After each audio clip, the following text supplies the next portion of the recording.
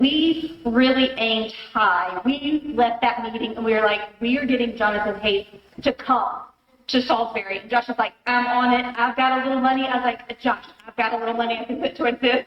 It was like 6 hours later, Josh was like, it's $40,000. I was like, change your plans. We cannot get that Jonathan. I know another Jonathan, a friend from Charlotte, a lot cheaper. And then it was shortly after that we saw Trevor's wife and I are in a book study, and she was sharing a book club, and she was sharing that Trevor was going to be talking about the anxious generation in several book studies this year. And I was like, oh, that's exciting. I love that so much. So I told Josh, I was like, let's loop Trevor in, and then had the chance to introduce them to Jonathan Hetterly. So they're going to introduce themselves and share kind of their passions and some learnings from this book. And it's about the book, but there is no quiz. If you have not finished reading, you're okay tonight, because really we want this to be a conversation about some of the larger themes that are coming from this book and the way that we can join together as a community. We've got parents, we've got youth leaders, we've got educators. I was so thrilled to see, I have to give a special shout out to Laura and Lynn and Lindsay, some of my just dear preschool educators who have been in this forever. We're all in this room together because we love kids and we care about kids, and we want to partner together to help raise and grow healthy kids. So that's what tonight is about. So I'm going to turn it over to our panel of guests and just say thank you at the beginning, and look forward to learning with you tonight.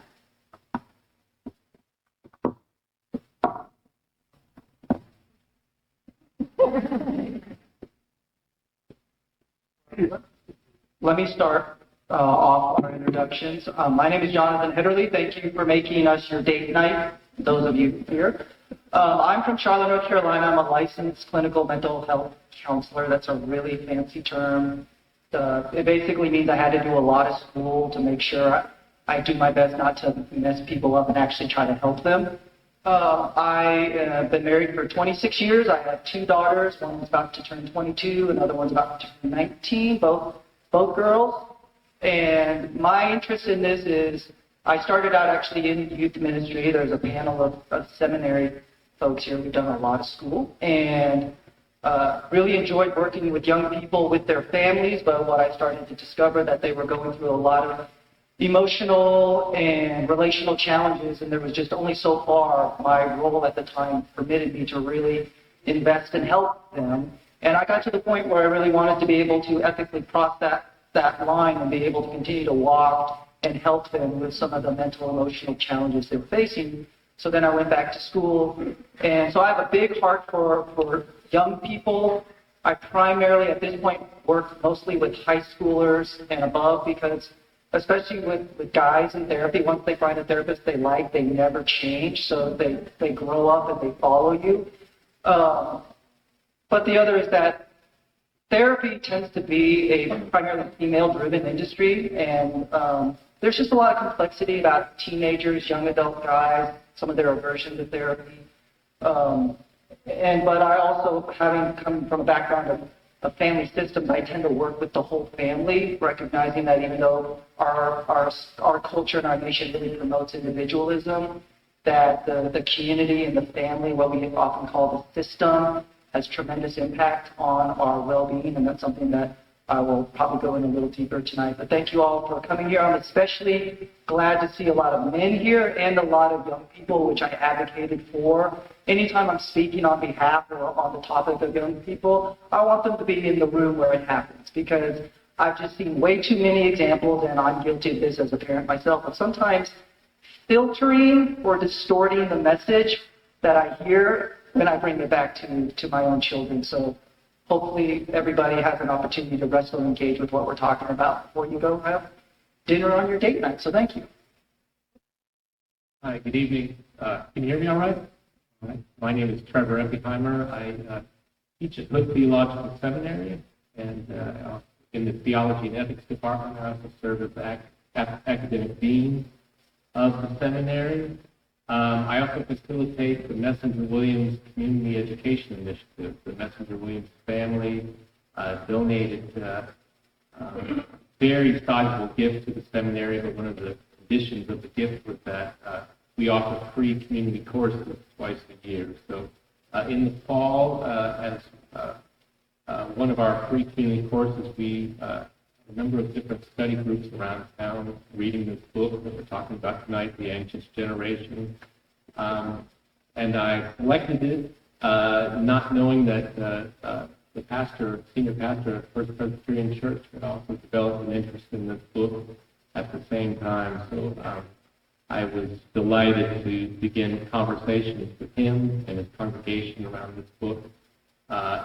It's a very important book because I think a lot of us have sensed for quite a while that there's something, some particular challenges, I guess, that Generation Z has faced.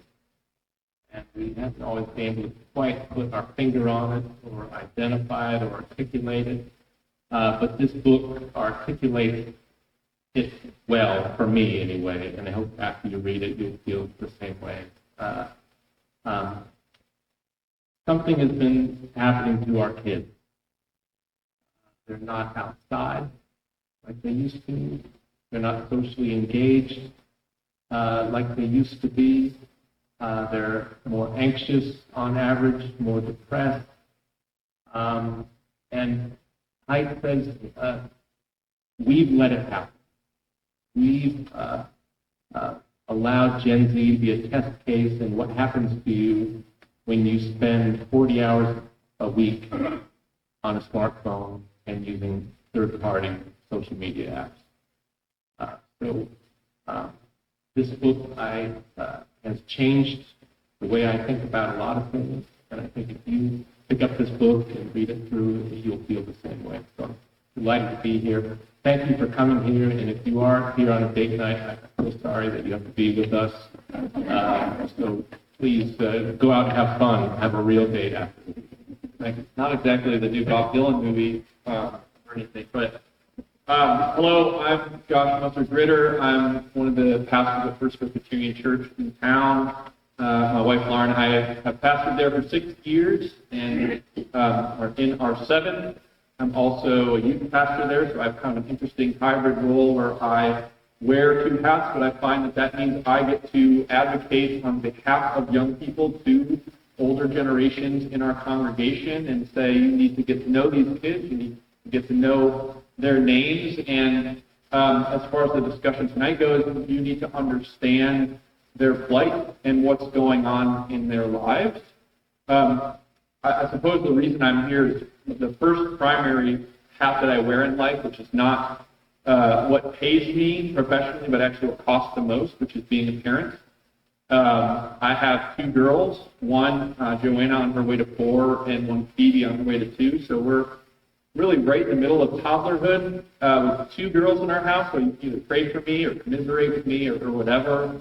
No, but I find parenting to be the most wild and interesting adventure and difficult adventure of life, but I don't know a parent in my age bracket in their 30s or 40s who isn't talking about this thing of how the realities of our children and their lives and their upbringing and devices and phones, social media and mental health, I haven't met anybody in that age range who isn't worried about it and wondering about it and feels, it's like a tidal wave and we're trying to find a way for it not to hit shore and we don't know how.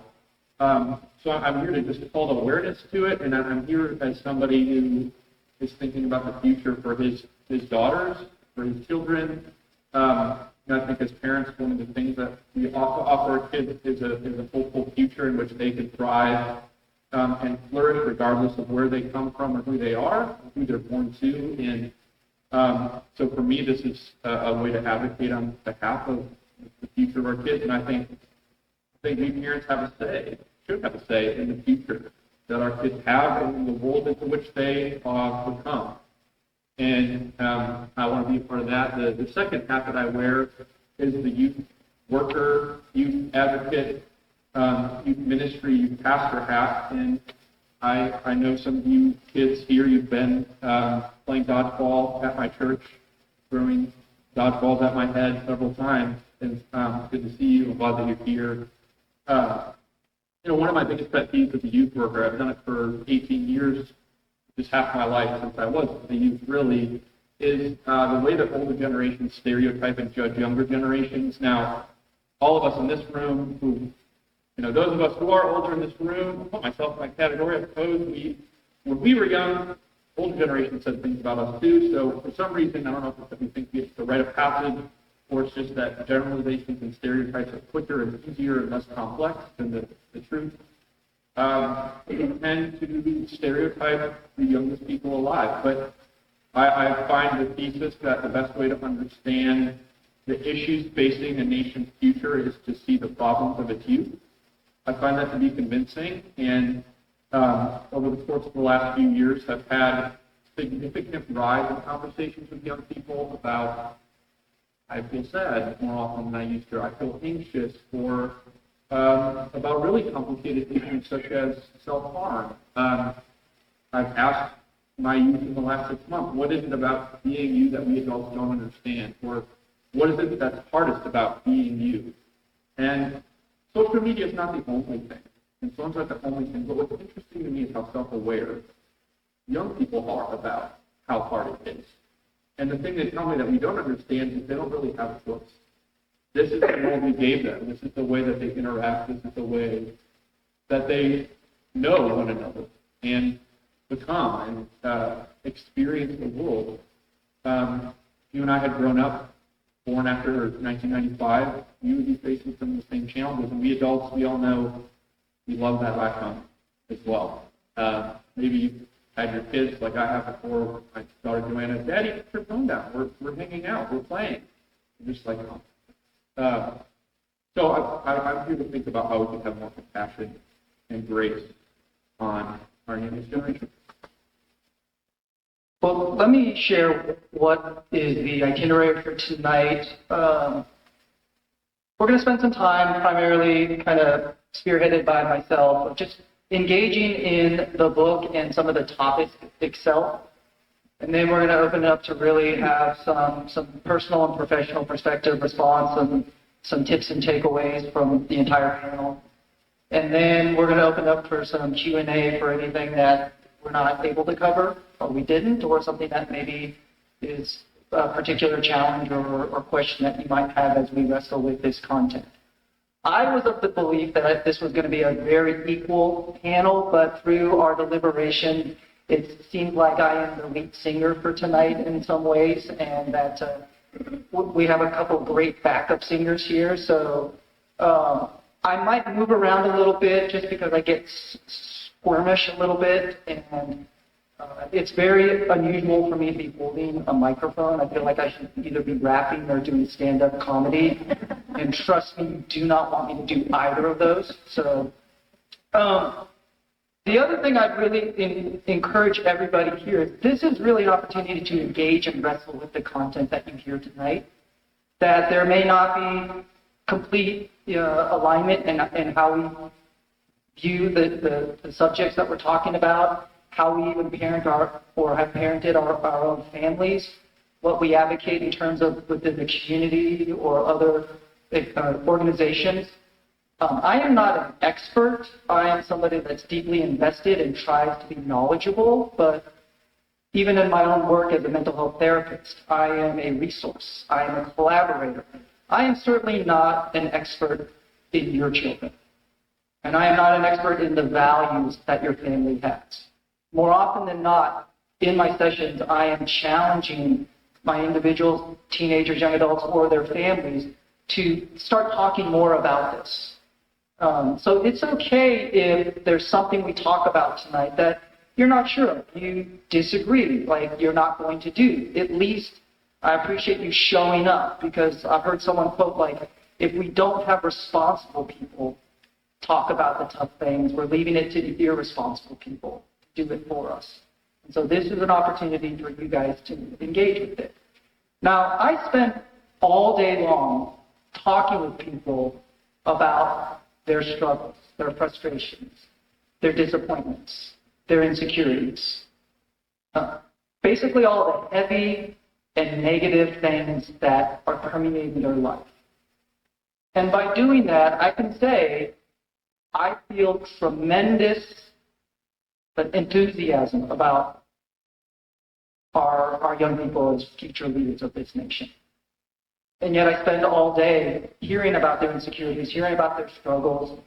And I really want to start off with that before we kind of wrestle with the book, because if we're not careful, we can easily succumb to a moral panic and alarmist thinking, where it's really more emotional reactiveness rather than real informed thinking. And then it's very personal, very specialized. Like, how does this apply to my family, our family values, your children? I have 2 daughters. They are very different. And there's most of the time we have parented them in consistent ways, but there have been definite areas where we've had to divert, and we've had to really come up with a more specialized approach, whether it be freedoms and independence, whether it's consequences. Just as we get to know them as unique individual creatures. And so that's one of the things, even though we're talking maybe in some really broad terms, that it really is about distilling it down to your family, your values, the circumstances that you face. So the book is called The Anxious Generation. It's a huge bestseller. It's widely regarded. There's a reason why before all this got really coordinated that there was already a lot of interest and movement around it. It's written by a gentleman named Jonathan. I always butcher his name. I think it's Haidt. I've heard it. Haidt. It's the more expensive Jonathan. Let's just put it that way. And I'm going to kind of go over just briefly a little bit of some of what the book sort of lays out. But I'd really encourage you guys to read it yourself. And, one of the really cool things that somebody in the community, some type of health organization program, that they actually, when you leave, if you scan the QR code, you can get a free book, a free copy of the book that you can then have for yourself. And for tonight's purposes, we made sure we didn't have any tech, and it's just human interaction. But I don't remember everything off the top of my head, so I have some notes, some cheat notes. Pastors and theologians, they do that too, so forgive me. This is meant to make me look smarter than I really am. The reality is, it's just I'm old. All right, so let me share a little bit about what the book covers, called The Anxious Generation. It's basically, the premise is that between the years 2010 to 2015, which the author connects with the rapid use and exposure to smartphones. We saw this rapid rewiring of children's brain, which he calls the great rewiring of childhood. He creates this premise that goes back even further than 2010, that there's been a shift in the family and parenting paradigm where our parents are overprotective in the real world and they are underprotected in the virtual world. And the book is really split into 4 sections. The first is the section he calls the tidal wave. This is where he kind of wrestles with and shares the research and the data that supports this belief that technology, specifically social media and smartphones, have been the primary cause and culprit of the declining mental health of young people. The second section is called The Decline of the Play-Based Childhood, where he goes into some of what we sort of seen over the American way of life. The third section is the rise of the phone-based childhood and what we're seeing now with young people and parenting and the permissiveness and just the widespread use of phone-based childhood technology, more isolated, more individualized. And then his fourth section, he goes into his collective call of action for a better childhood. And in that, he specifically talks about give children more time playing with other children. Talks about look for more ways to embed children in stable real-world communities. Challenge that individualistic sort of childhood that we might be seeing more and more of. He proposes don't give a smartphone as the first phone to your children. He proposes don't give a smartphone until high school.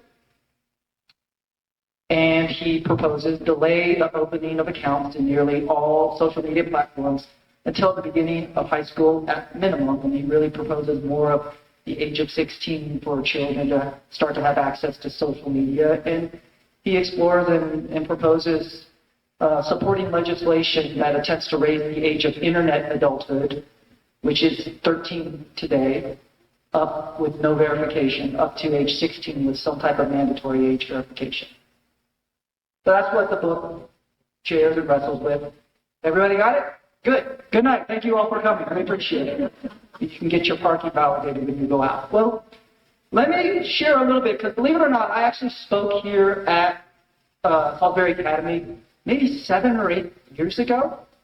And I've been doing community talks on mental health, parenting, technology, college transition, you name it. I've been doing that for about the last 13, 14 years. And this conversation we were having about 10, 12 years ago. I kind of looked back at a number of my presentations and talks, whether it's to businesses, churches, schools, organizations. Last week I was out in Myrtle Beach talking to the Mission Alliance International, which is basically what the Charlotte Eagles organization is a part of, and talking to them about mental health trends here in 2025. So this is a hot topic for everyone.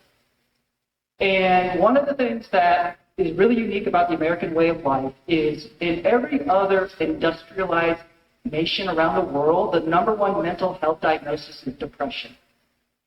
Everywhere around the world except America. There's something about the American way of life where anxiety is the most diagnosed mental health disorder. And that's something really to wrestle with. What is it about our culture and the messages that we're #1 when it comes to anxiety? And up until probably the 1990s, there was a lot of steadiness or decline in a lot of kind of mental health and overall variables about youth safety. But part of that came from advocacy and awareness in the 70s and 80s. Now, America goes through cycles. We go through cycles.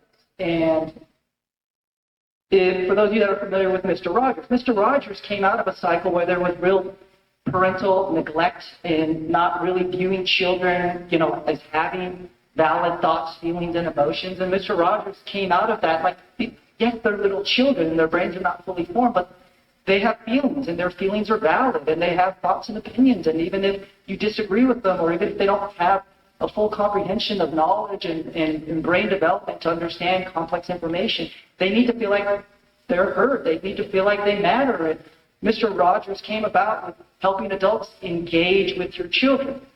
And so our American culture vacillates between neglect, and because we are a nation of extremes, we swing. The pendulum has swung for the last 25, 30 years of now we are over-focused on children, which is another one of the uniquely American things. In most other industrialized nations, children are not the center of the family unit.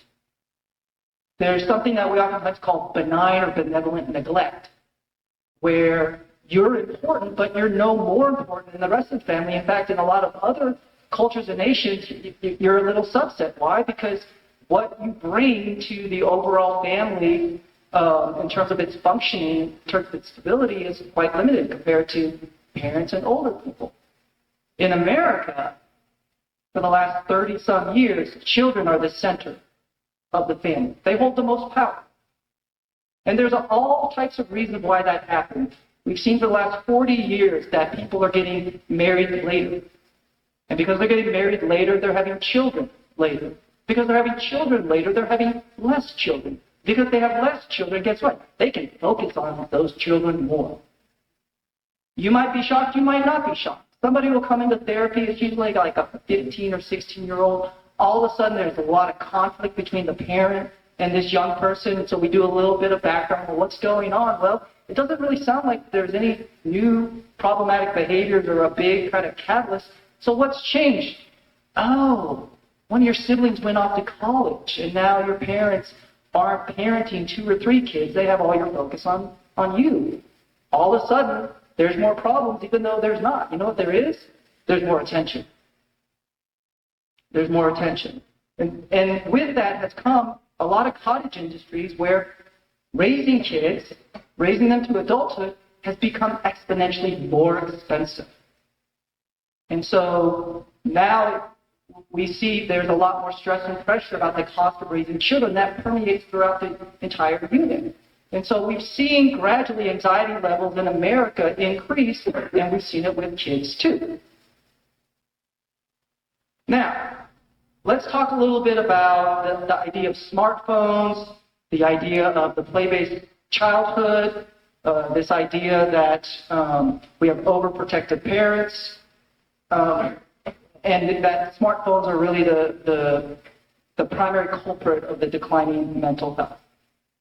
First of all, let me say that if you met me 10, 15 years ago when I started in this field, the book I would have written was, yes, parents, lighten up. I mean, it would have been a real catchy phrase. Probably wouldn't be a bestseller. Maybe if they made a pop-up book for children, it would have been a bestseller, like, Mom, Dad, here. It says, lighten up. Lighten up. Because one of the biggest things about the book that I agree with is that we are in an era of overparenting, overprotective parenting. We have examples of parents doing their kids' homework, turning in their homework, writing their college applications. All of these things that, in a lot of ways, it's a real basic common sense algorithm. If you do something for your kid, what is the incentive that they start to develop it themselves? And for parents, it's like, well, I can do it better, I can do it faster, I can do it more efficient. Well, yes, if somebody's never done something, when they start doing it, it's probably not going to be their best version. But if you give them the space to learn and grow and fail, and learn from their failure, then we get to start to see where the ceiling is for young people. For the last 30 to 40 years, parents have really, and I'm a parent of this generation. I have a soon-to-be 19-year-old, soon-to-be 22-year-old. That has been the message. Well-intentioned, but in a lot of ways very misguided. Which, kind of permeates even tonight's conversation of, I've just been tracking very well-intentioned, but over time we see some limitations or misguided methods that we think we are doing the best for our kids. Now, it's really interesting. I generally am optimistic person, even though I can be cynical about individuals. I'm generally an optimistic person overall, but I can be more cynical or critical about individuals. But overall, I tend to believe that parents love their kids and they want to do the best that they can with what they understand. But parenting is hard. Parenting is tiring. It's hard to be a parent in these times. And hard to be a kid in these times. It's hard to parent kids in these times. Yeah. It's hard to be a kid with parents in these times. So parents really have created this fear base, which started out really with the onset of the internet in many ways. But the other thing about the human species is part of our brain development is it looks for threats. It looks for problems. It looks for criticism. It looks for words. It's a survival mechanism that really used to be about our actual primary safety. You guys have probably had a number of examples where you see something out of the corner of your eye and your brain activates a threat warning and you kind of jump, only to realize like, oh, that's not a snake, that's a branch on the ground. But there's something about our brain that has been designed to fixate on threats. Over time, because a lot of our world is, we try to create a safe world for our young people, our brains have evolved to where it's now emotional threats. It's about future threats. It's about perceived threats. That is why parents, your kids don't remember all the praise you give them. What do they always remember? The criticism. That's the brain's, it's designed to hold on to negatives and threats more than positives. Why is that important? Because even as we approach this conversation, how much does our brain just naturally filter towards the worrisome, the fearful, the negatives, the problems, without stepping back? And we have to actually challenge our brain to see the big balanced picture. We have to challenge our brain to remember and hold on to and give equal merit to the positive. Otherwise, if we just give into what our brain recalls, it's a really scary world. And it is. But there's a lot of good things that your kids are doing. There's a lot of good things about technology that your kids are engaging. And I feel really optimistic, enthusiastic about them as the future leaders of this nation. Think about this. We are here to talk about this worry about technology and smartphones and social media.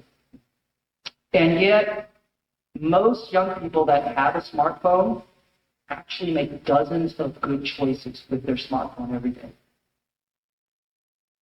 You know what's one of the most frustrating things as a parent and as a husband is a lot of the good things I do, I don't do. You want to know why? Nobody sees it. Nobody remembers it.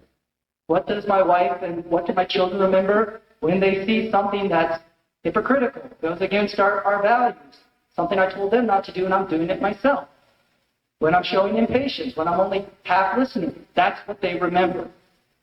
We have to remind ourselves that despite some real concerns here, that young people are likely making dozens of good and responsible choices with their technology every day.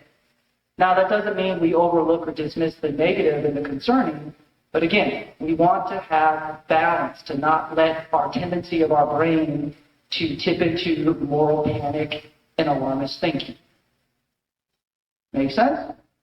Now, here's some of the, let's talk about, first I'm going to talk about what I really support or agree with the book, and it's time to stand up a little bit. Plus, I have really poor posture. I don't know if you guys noticed how much I was slouching.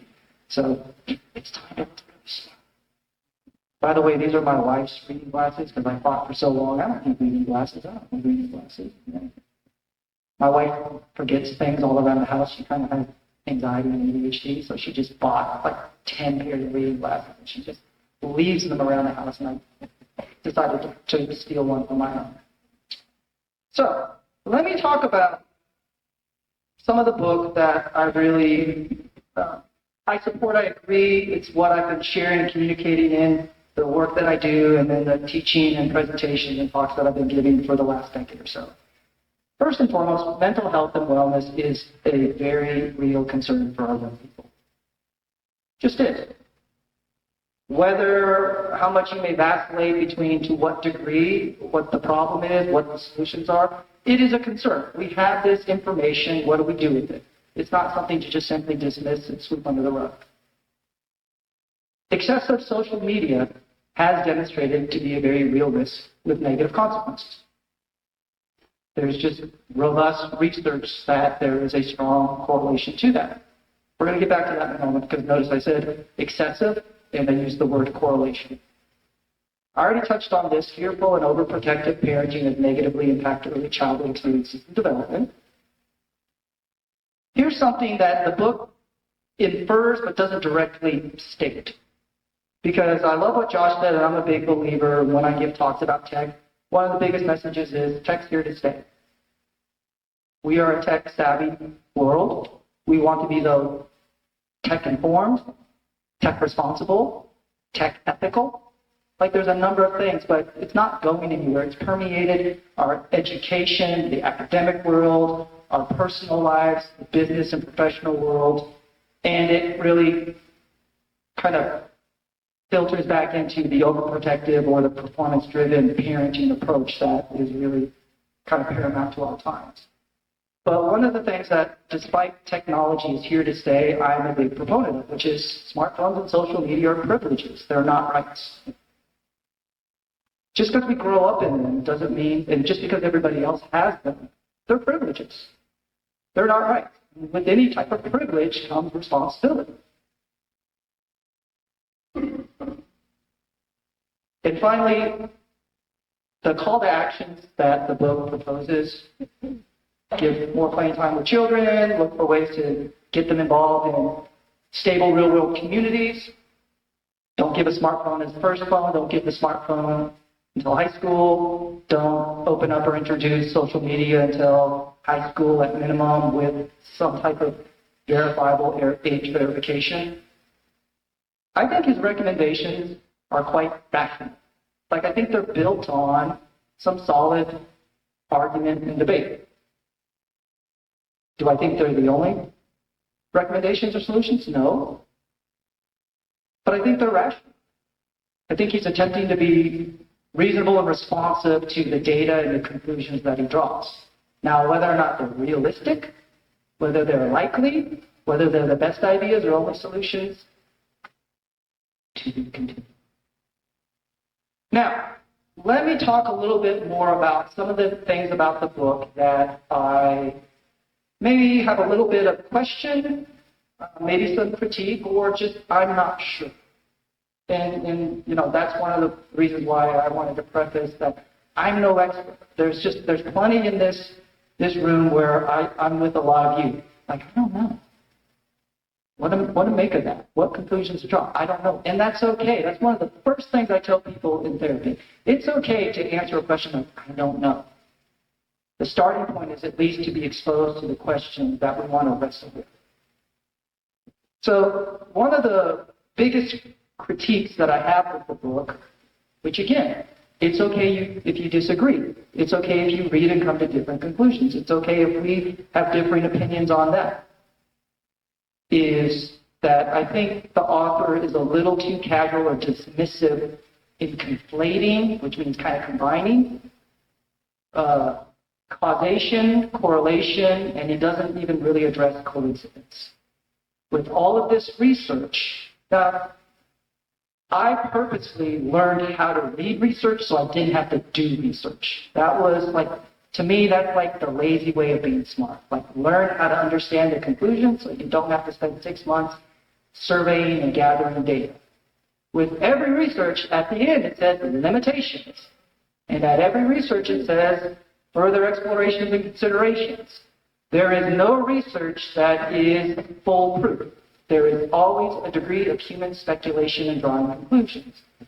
Now, the book starts out, the first section is giving you all the data. And the author does that because he wants to make a very compelling, strong argument that there is no doubt that social media and smartphones are the cause of the rise of mental health problems in young people.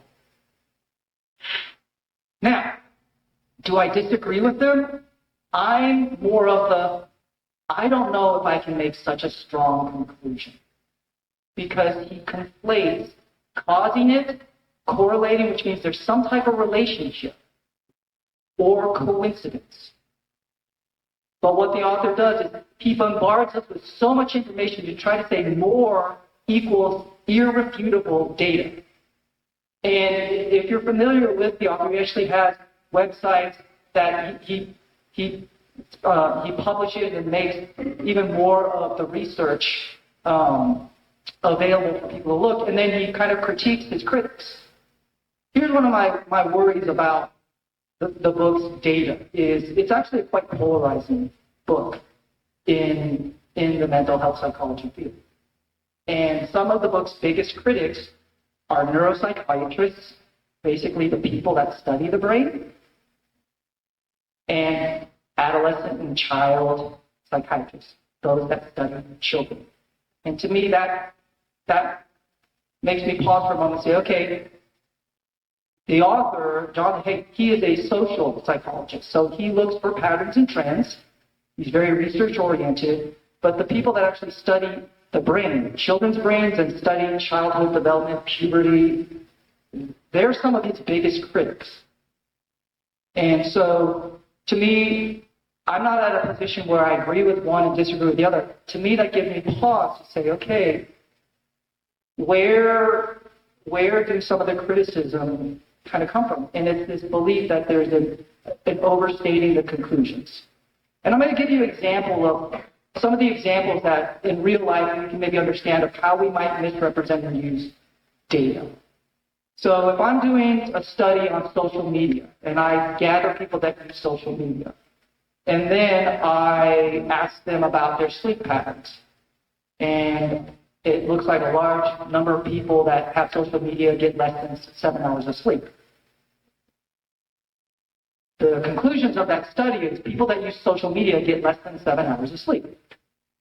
Notice the framing is built on the research we were looking for. Now, but what happens over here if somebody's studying sleep and people that have sleep problems and they're gathering all type of data, and one of the things that they discover is that people with sleep problems use social media pretty heavily. So the conclusions in their research is those that have sleep problems use social media, but it's framed basically through the lens of the research that they're looking for. So which one is the cause, which one's the effect?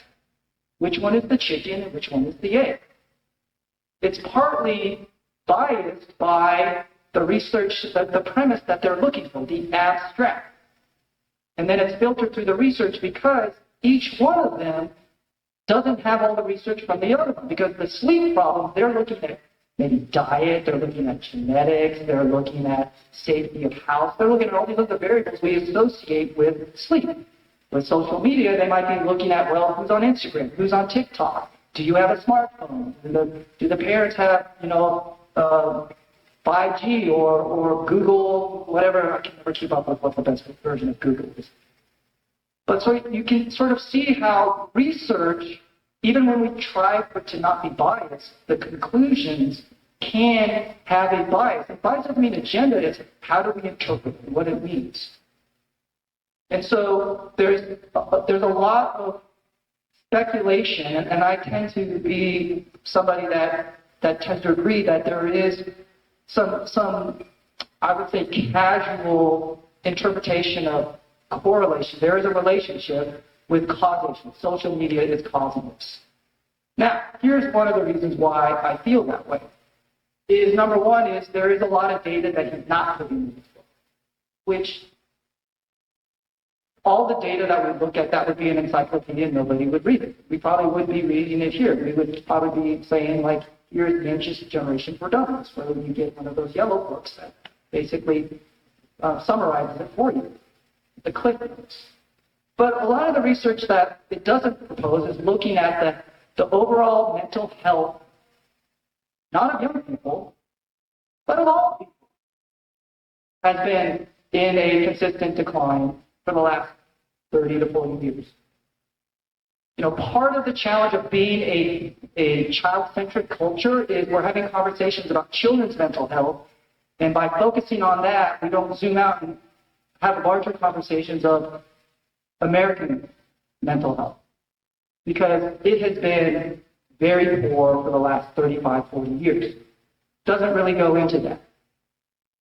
In fact, 2013 was the first year that there is a study every 2 years goes out. It's a survey called Stress in America. 2013 was the year. It was the year where young people's level of stress exceeded their parents. That was the hallmark. One of the reasons they determined that was the poor coping habits of young people are starting to mirror grown-ups. Poor sleep, lack of exercise.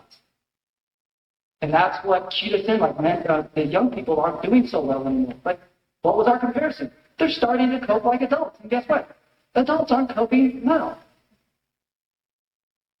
Now, here's a correlation that it touches upon. It's very casual, but these would be a little bit more of my personal and professional opinion on equal or greater contributors to the decline of mental health.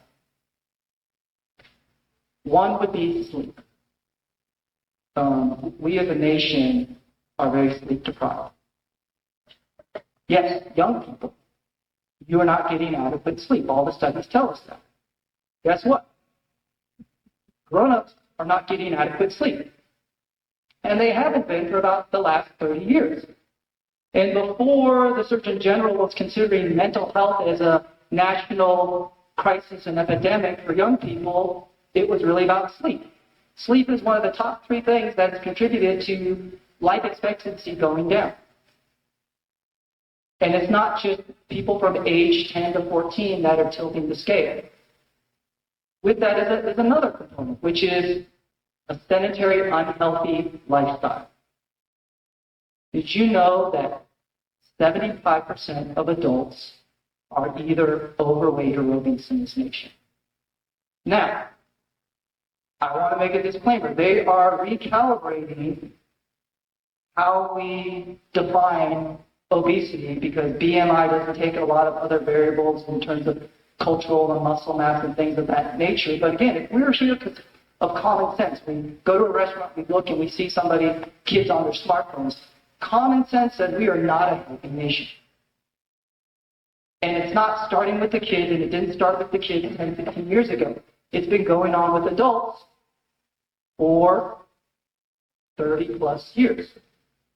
He cites really alarming suicide rates for young people, and they are alarming. Suicide is the second leading cause of death for young people. You know what the number one cause is? Accidents. Which, you know what the number one culprit of accidents are for young people? Automobile accidents. Now, suicide is the second leading cause of death for young people, but on a whole, young people, the rate of the mortality rate is still somewhat low. And that maybe feels kind of weird to say, like, hey, this is a real threat, it's very tragic, but the numbers are still quite low, even though it's the second leading cause of death for young people. There's not a lot of young people dying. So when we look at that as a leading cause, but we look at the rates of suicide, you know what the age bracket for the number one rate of suicides is? People age 75 and older. Did you know the number two rate of suicide is? It's 65 and older. Did you know the rate of suicide, so the number of suicides per 1,000 in the population? Young people, it's fifth. They rank fifth. Every age bracket above young people has a higher rate of suicide. This is not a child-centric problem. Which I think one of the other things that the book doesn't really focus so much, and I don't blame it, but it's a limitation. And maybe that's a better word for the sake of honing in on this problem, is that he really focuses specifically on social media young people. And I think it's to the detriment of us understanding the complex nature of some of this mental health. Because I'm going to list to you all of the factors that generally shape mental health of young people. And it goes from individual, family, community, environment, and society. For an individual, these are all the factors that shape young people's mental health. It's age, genetics, race, ethnicity, gender, sexual orientation, disability, beliefs, knowledge, attitude, and coping skills. And then we zoom out and say, okay, well, the factors that come from family that can impact a child's mental health. We have relationships with parents, caregivers and siblings, family mental health, financial stability, domestic violence, trauma. Then we look at relationship in the community, which is relationship with peers, teachers and mentors, faith community, school climate, academic pressure, community support. We look at the environment, neighborhood safety, access to green space, healthy food, housing, healthcare, pollution, natural disasters, climate change, and finally we look at society. These are the factors: social and economic inequalities, discrimination, racism, migration, media and technology, popular culture, government policies. Those are all the things that factor in somebody's mental health and well-being as a young person. This book really focuses on two. I think one of the things that it doesn't make the correlation, this is as a marriage and family therapist that works with systems, is the impact of the family's mental health with a young person. Because he kind of looks at a few areas that kind of challenges, like looking at what might be other reasons, like the global economic disaster of 2008 and how that might have impacted children's mental health, 9/11, school shootings, things of that nature. But the research is pretty scant. But here's what we know, is mental health disruption does not happen in a linear or parallel time. If something upsetting happens today, it's not automatic that I process those emotions today or even am able to make that connection or awareness. And how do we know that? Well, when we talk about somebody struggling and what's going on, anything big significant, nothing makes a lot of sense to the level of their distress or maladaptive. We keep going further back. Well, yeah, my dad was an alcoholic. Yeah, my sister growing up, she had a severe disability, and it really changed the nature of our relationship. That when we think about the impact of family on young people's mental health, it's just as much about how their parents, how healthy or unhealthy they are, that have a significant contribution. Children who report their parents are most of the time or all the time stressed, they have 9 times higher rates of anxiety than children who say their parents are not stressed often or at all. Our anxiety in families, we are sponges. We absorb our parents' stress. And parents, we absorb our kids' stress, which again, there are correlation because you know what right now is the demographic of the American population that has the worst mental health? It's my age bracket. My age bracket, people born in the 80s and 90s have the worst mental health. They are the ones that are showing the least resiliency and recovery from the pandemic. And guess what? We're also the parents of this young generation. I propose, is it the chicken or the egg? I don't know.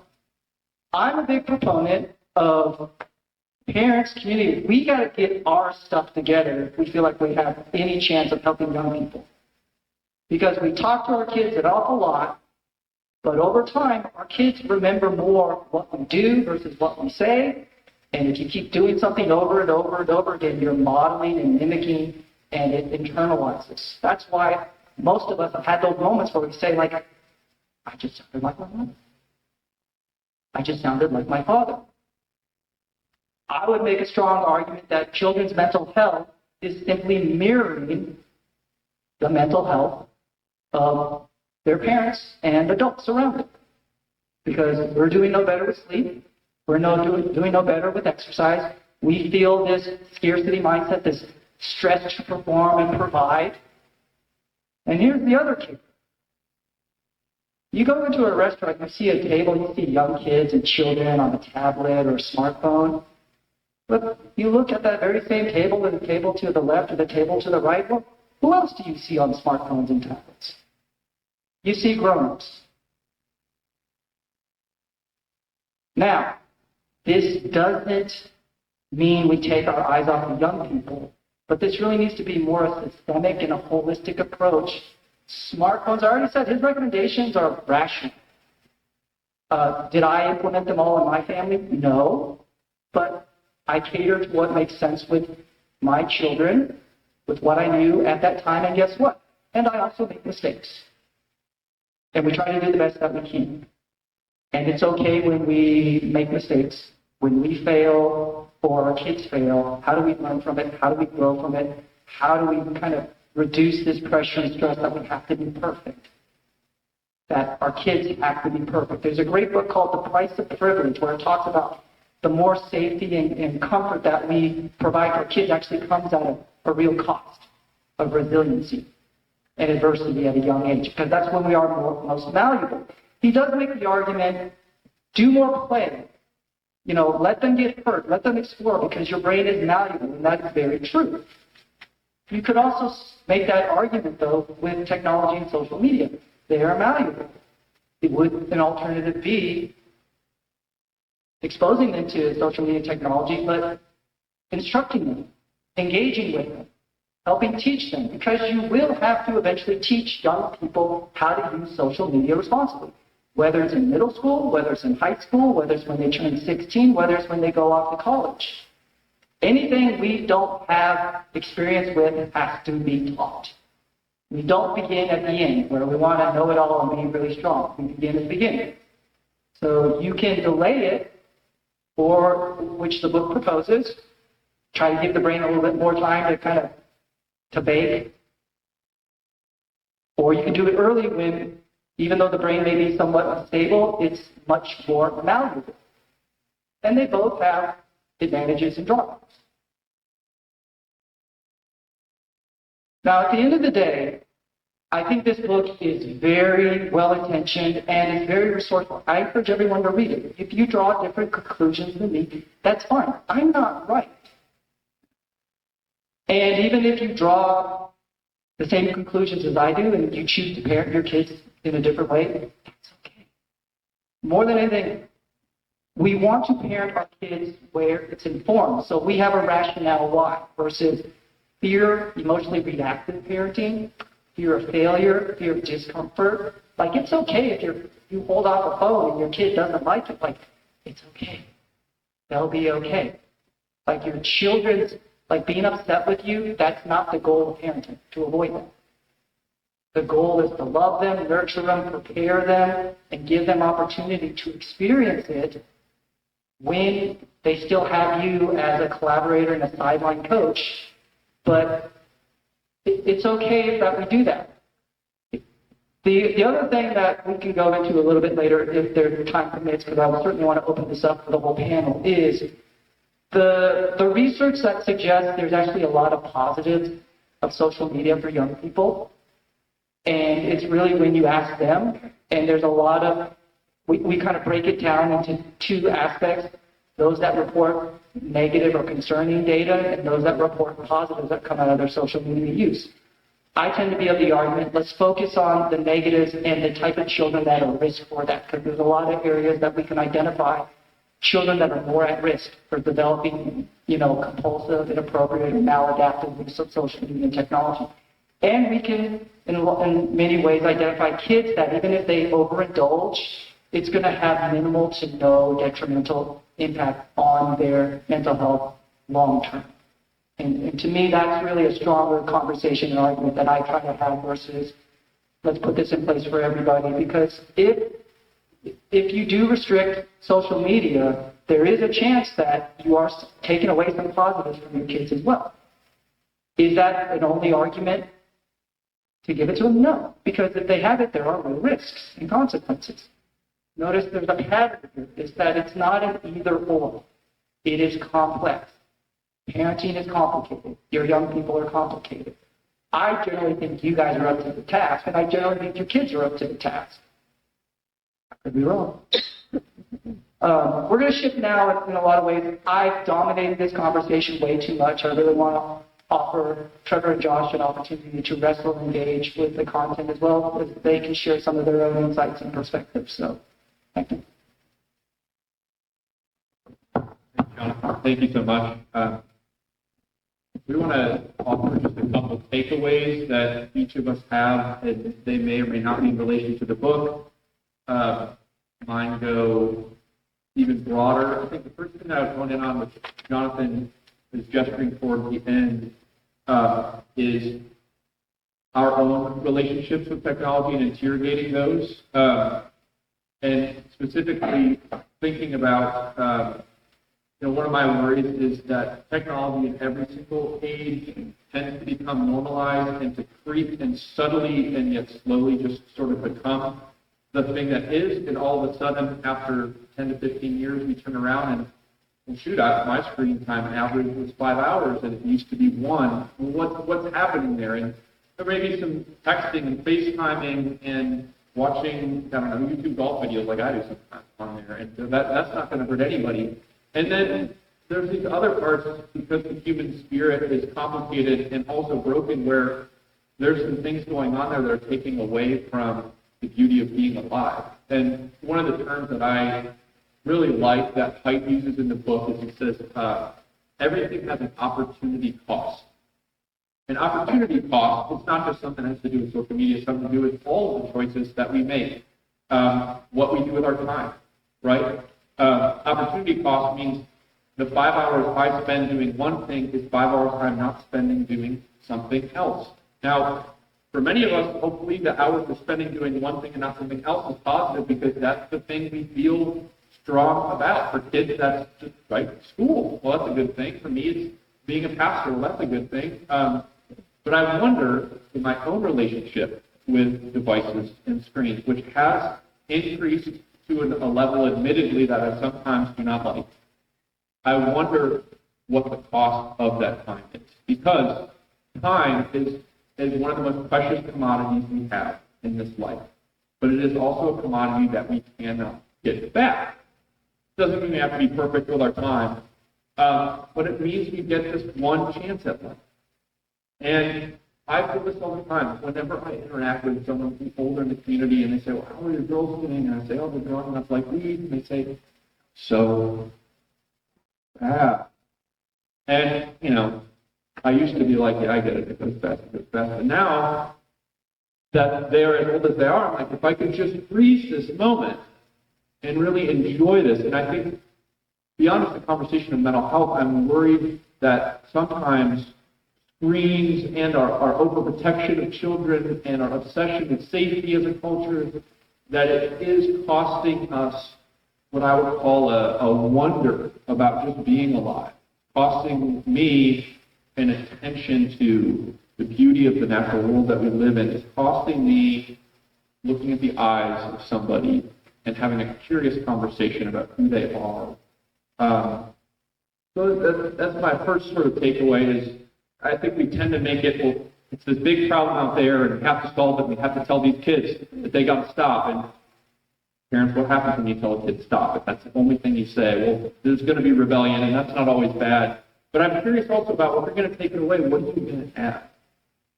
Right? If we follow some of Pike's suggestions and proposals, less time on the devices, less time on screens, what will that time become? And I really want to have my eyes wide open to the wonderful life that I live with my children. So that's the first thing. And to get really, really practical about that, have you ever taken a week or two and just pump the brakes a bit? I'm not saying you got to throw your phone into the dumpster and set it on fire. We're not going to do that tonight. We're going to collect the phones and set them on fire. But have you ever taken a week? Excuse me. Have you ever taken a week and gone off social media, or said I'm going to decrease my screen time, or I'm going to take this month and I'm going to make my smartphone dumb? I mean, you can do this. Maybe you don't do this, but you can just Google search "make my phone stupid." It'll give you a ton of suggestions. You can turn all the beautiful lights off and make it gray and more boring. Keep your Spotify and keep your podcasts. I'm going to keep those forever. Height also says the iPhone is the greatest Swiss Army knife ever created. Like, I am directionally challenged Laura to tell you that she can get anywhere in Salisbury from anywhere. And when we lived in Seattle, she could get anywhere. I know one way. And without that one way, I find myself Google mapping to an embarrassing amount. And that's great. But a year ago, my iPhone broke. So I went to Verizon, to the rugged phone department. What they call them, rugged phones. And for a month, I had a dumb phone. Like a really, really dumb kind of flip phones that we used to have, right? And I couldn't manage it because Apple doesn't allow you to do group chat with other phones. And I got to be in group chat with all these kids. But I did feel, I will say, like I got a part of my brain back that I didn't know had been lost. I really felt like I did. I really felt like I felt some things I needed to feel that I hadn't been feeling. I felt like I interacted with my children just more present. And it was just simply because that thing that is normal and was always there just kind of wasn't. So go away from this and maybe take one little small bite. Laura's parents always say during exams in seminary, they say, what's the best way to eat an elephant? One bite at a time. It's a weird phrase, but it's a big problem. Right? All these issues that Jonathan's raised, it's so complex. You get so overwhelmed, right? I mean, these phones, they tell us about the pain and suffering of around the world at every moment, and our brains just explode. So take one bite and think about how you can reduce it, or at least interrogate that relationship and pattern that, so that if you decide to not give a smartphone to your kids till they're a freshman, or to not do social media till 16, they can say, well, you kind of like Instagram, Dad. Or like, it seems like they're pretty into Snapchat. That's my first. The second is, we didn't talk much about this, and I won't go into too much depth, but I do think that Pike's proposal about thinking about the relationship between technology and students in school is important to think about.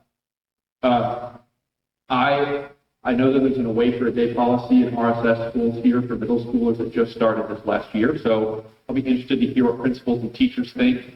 I don't know that I feel in our local community that we really pulled parents and teachers and students and just said, what do you think? If we had some policies in schools, just a bell-to-bell policy, what do you think? And maybe we'd find out the teachers hate the idea and rebel, or maybe we'd find out they're kind of interested in it.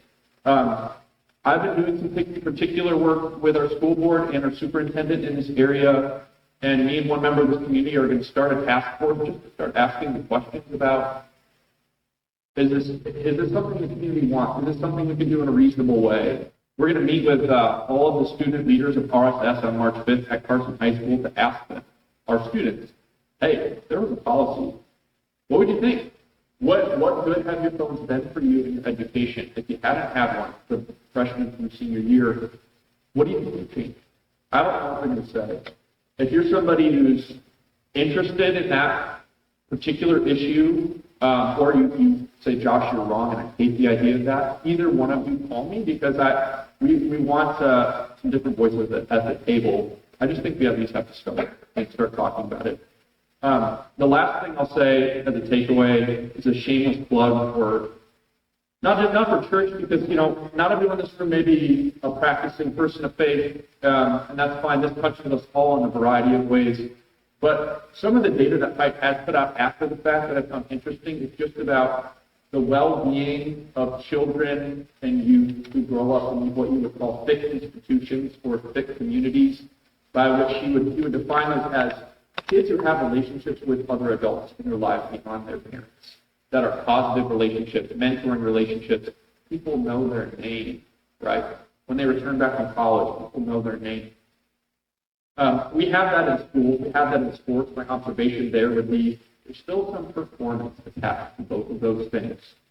School's great, sports are great, but I'm also interested in a community and places where young people can be, where it's just simply about being there. There's no performance attached. There's no expectations of them having to achieve a certain level of merit.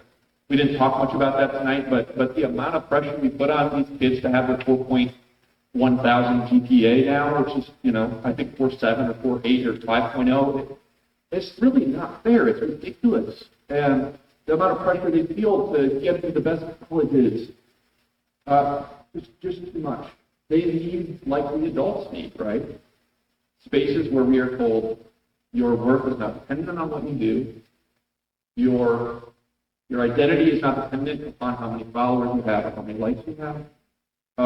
You are loved no matter what. We'll stop. So let's get our kids into some big communities where they're a part of that.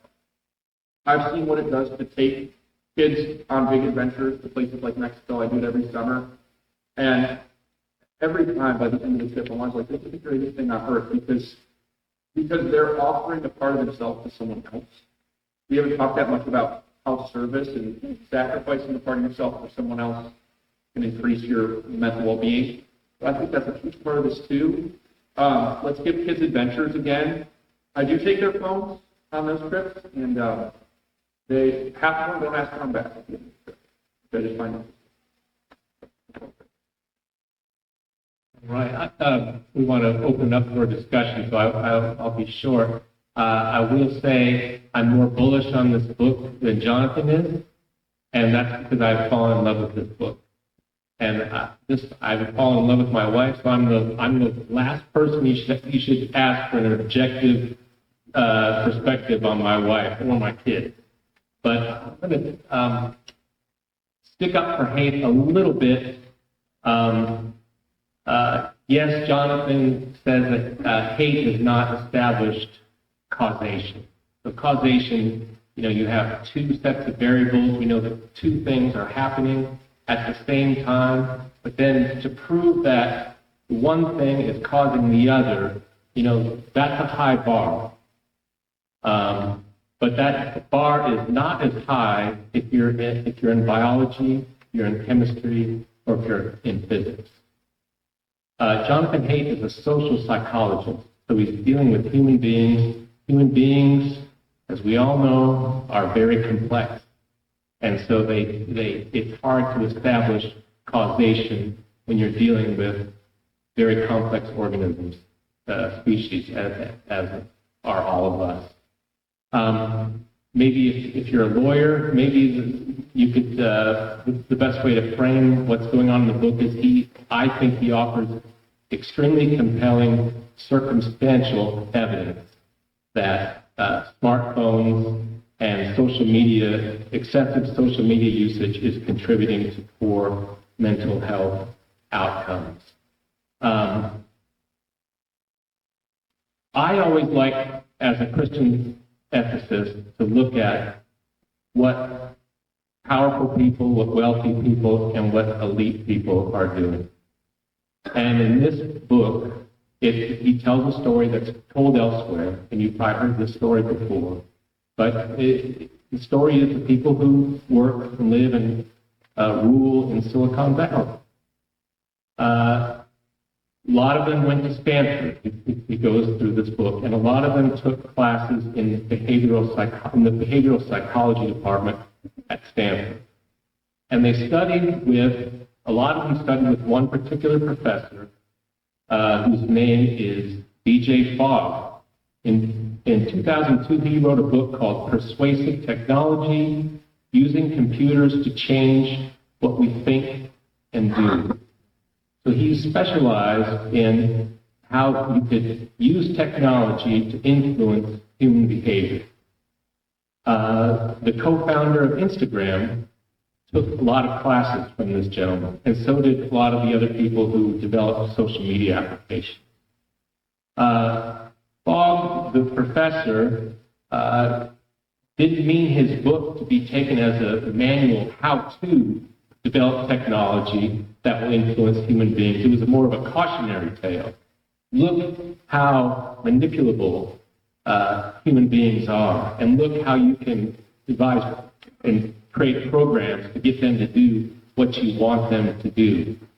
Haidt says, he sees this guy's work in everything that they're doing. Social media applications, they're very complex, they're beyond me, I don't code, I'm not into software, but basically they're designed like slot machines. And a slot machine operates according to some simple principles, right? You get an alert, which is supposed to make you perform a certain action. And then based on the action, there is a variable reward, meaning something will happen, but it doesn't happen automatically or every time. The slot machine doesn't always pay out. And it's the suspense. Is the machine going to pay out or not that keeps that person in Atlantic City, putting quarters into the machine and pulling the handle and spending their life savings at these slot machines? Well, social media operates, third-party applications that are on our phone operate the same way. There's a notification, right, which is encouraging us to pull out our phone and perform an action, open up the app to see what's going on. There's mystery, there's suspense. What is going on behind the alert? Who commented on my photograph? What did they have to say? And so you get a little dopamine rush thinking about, wow, what is behind the curtain? And you stop what you're doing. If you're a kid, you're working on algebra. If you're an adult, you're at work working on a project, but this alert is pulling you away from what you are doing, what you should be doing, and it distracts you. And it gets you off target. And Haidt says, we wonder why test scores in this country started to decline in 2012. Everyone thinks that the test scores started to decline during COVID, but he says it was happening well before in 2012, at the same time that more and more kids, had access to smartphones.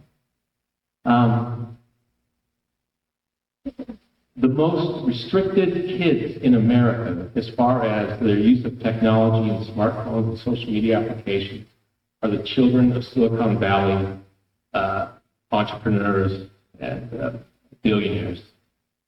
That should tell you something. They know what these products do. They know what these products do. And you also need to look at, and tells the story in this book, where do they send their kids to school? Many of them send their kids, the Silicon Valley folks, send their kids to the Waldorf School of the Peninsula. It costs $40,000 a year to go to the school. I think it's K through 12 school. And how does the school teach? Chalk and chalkboard, paper and pen and pencil. They only use technology that's like computers and iPads if it's absolutely necessary. And so you want to look at the people who are designing these products and what are the decisions that they're making in their private lives. And here in Rowan County, we have a lower average, our poverty rate is lower than the national average, lower than the state average. And the school system here has a one-to-one technology policy, an iPad for every kid. The exact opposite of what's going on at this expensive private school, the Waldorf School of the Peninsula, where most of the Silicon Valley folks are sending their kids. So did he establish causation? No. But when I look at this particular story that he's telling me about what's going on in Silicon Valley, how they've studied, how they have taken what they've learned at Stanford and applied it to their products, and the decisions they make with respect to their own children, something is not right. And I'll just stop right.